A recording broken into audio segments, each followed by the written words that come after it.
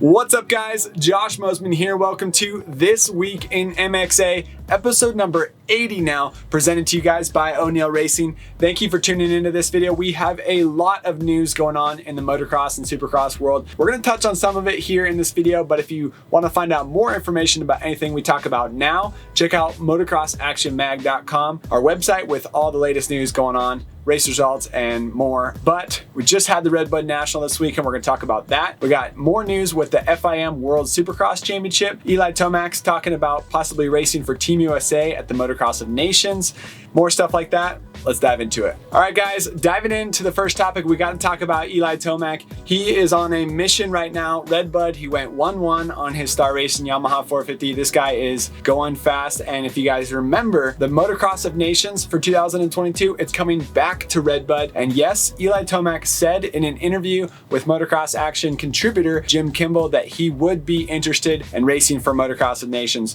Eli Tomac said, when asked to represent Team USA, he said, "Oh yes, if I stay healthy and if everything stays the way it is, if I am selected, I will represent this year." So that means Eli Tomac is interested and willing to represent Team USA at the Motocross of Nations this year at RedBud. It's going to be very exciting. RedBud is one of the most amazing tracks in the world. I've ridden a lot of them, and RedBud ranks very, very high up on the list for me. It's been a long time. It's actually been since 2011 since Motocross of Nations win has gone to Team USA, and that was when Ryan Dungey, Ryan Villapoto, and Blake Baggett were on the team. So a long ways back for Team USA. Hopefully we can get it done this year. If Eli Tomac rides like he did at RedBud this past weekend and everything goes well, I think we got a good shot. But it's also really cool to see, not only is he interested in doing Motocross of Nations, but he's also going to Paris to race the Paris Supercross this offseason, and he's racing the first round of the FIM World Supercross Championship this year, and it's the pilot round of the pilot season, the first round, and it's going to be over in Wales. So exciting stuff to have Eli Tomac over there. He also talked about this in the MXA interview he did with Jim Kimball. You can read the full interview on our website, but this quote, he said, "I do find it intriguing, and I think it is going to be an adventure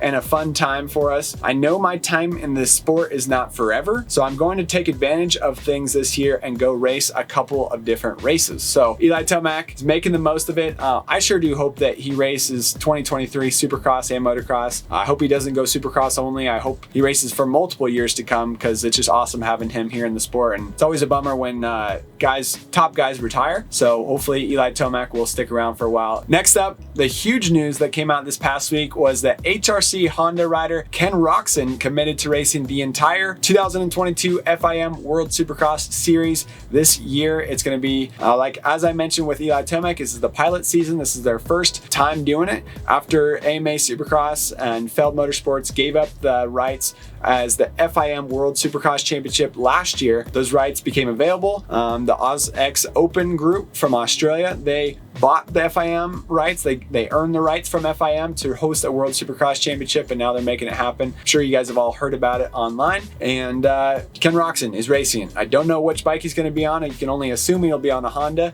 maybe a Moto Concepts Honda, but as of right now, I currently don't have any reliable information on that. But it will be very interesting to see Ken Roczen racing the FIM World Supercross Championship. And to be honest, I'm surprised to have a guy of Ken Roczen caliber committing to racing this brand new series. It shows that one, the series has a lot of money to offer, and two, obviously they got some good structure and a good enough program to lure a guy like Ken Roczen. It's going to make it more interesting to watch. All right, guys, touching on the results from RedBud, it was awesome to see some fresh faces on the podium. Joey Savacci, congratulations to him for getting a moto podium and the first moto at RedBud in the 450 class. That was cool for him. It was also awesome to see Justin Barsha come from behind to get an overall podium in RedBud, so good stuff there. Also, huge congratulations to Pro Circuit Kawasaki and Joe Shimoda for grabbing his first ever 250 national win at RedBud. Bummer to see Jet Lawrence get bike issues in the first moto, pulled off with a blown up bike as it appears. That's never fun to see a bike getting pushed off the track, but cool for Hunter Lawrence. He now has a points lead, so he has a 6-point lead over Jet Lawrence in the championship. And now Joe Shimoda, he's 36 points back, sitting in third. So it's really still a Lawrence Brothers show at the front of the pack in the 250 class. All right, guys, so this past Saturday, I spent the day out at Fox Raceway at Paula riding 2023 KTM 250, 2023 2023 Husqvarna 250, 2022 KTM 250, the older version, and we had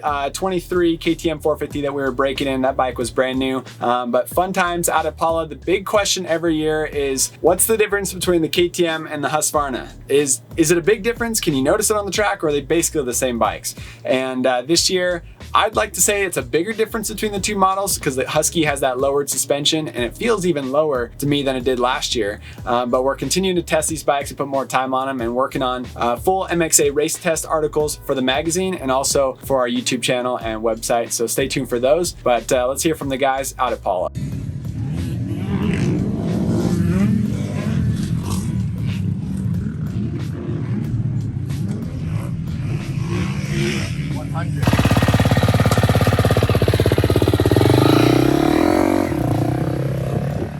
All right, guys, 1 o'clock in the afternoon. Trevor Jones, Pro Circuit technician slash MXA test rider. Michael Delfonte, off-road racer slash muscle hamster slash MXA test rider. What are you guys doing right now, Michael? So what we're doing right now, we're just getting the 23 KTM and Husky ready to go. Trevor and I are gonna go back to back on these bikes and kind of shake them down, see what we think, and yeah, it's been a good day so far riding these things. Nice. First time on the 23 models. Did you ever ride the factory editions or no? Nope. No, first time on the 23s. Yep. And Fox Raceway, it's a little dusty. We're shutting the place down, looks like. Dude, yeah. But yep. Good times, back to back on bikes. Heck yeah. Cole Zeller, another O'Neill rider and off-road racer. KX450 is your normal bike, but what are you thinking of these 250s? I think these things are next level compared to some other technology out there. I've enjoyed riding these things. How big of a difference is it between the KTM and Husky? It's not that big, honestly. The Husky I felt is definitely slower on the bottom, but I think the KTM, I'm leaning towards KTM. What about suspension-wise? How big of a difference is it there? The Husky is lower, but I'm liking the KTM and the suspension on it. Yeah, good times. It's working better.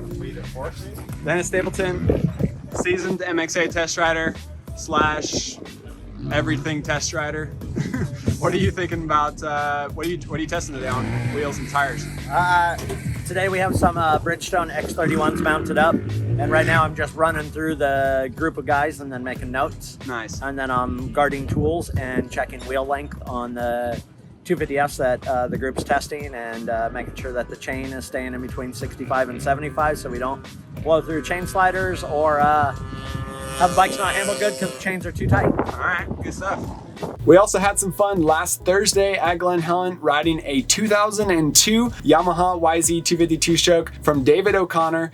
This bike was built by David O'Connor with help from Jay Clark, and complete restoration bike. They took it from the ground up, built it together. It's a steel frame YZ250, which is the first time I've ever ridden one of those. So it was fun to hop on that bike at Glen Helen last week. Stay tuned for video on this bike and also a full article in Motocross Action Magazine on David O'Connor's bike. David used to work at KTM. He's worked at a couple different places now, but he is getting ready to race the Vet Motocross of Nations at Fox Hill over in England. So he's going to ship this bike over there. Good stuff. Good luck, David. Thanks for letting us ride your bike. So David, is this your baby or what?